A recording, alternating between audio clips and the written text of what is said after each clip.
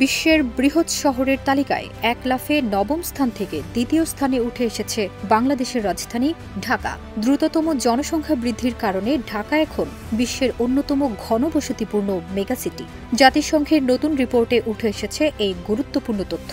এ নিয়ে প্রতিবেদন প্রকাশ করেছে আন্তর্জাতিক গণমাধ্যম আল জাজিরা। LME সার্টিফাইড বিশ্বসেরা কপারে তৈরি ওয়ালটন কেবলস, যা আপনার স্থাপনাকে রাখবে সব সময় নিরাপদ।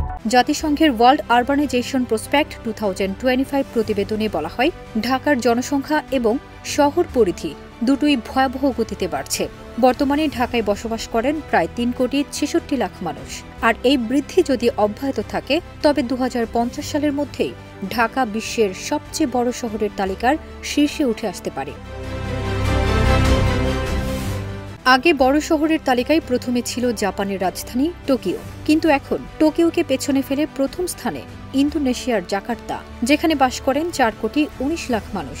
দ্বিতীয় স্থানে ঢাকা এবং তৃতীয় স্থানে নেমে গেছে টোকিও।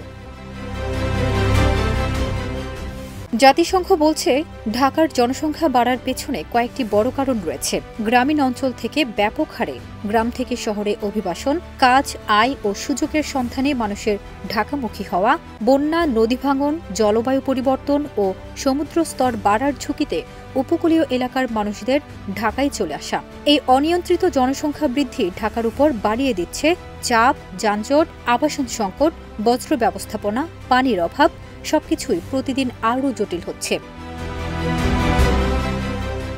বিশেষজ্ঞদের মতে, যদি এই পরিকল্পনা, বিকেন্দ্রীকরণ ও নগর ব্যবস্থাপনায় বড় ধরনের পরিবর্তন না আনা হয়, তাহলে আগামী কয়েক দশকে ঢাকাকে টিকিয়ে রাখা হবে সবচেয়ে বড় চ্যালেঞ্জ। ফারজানা নিকিতা, দেশ রূপান্তর।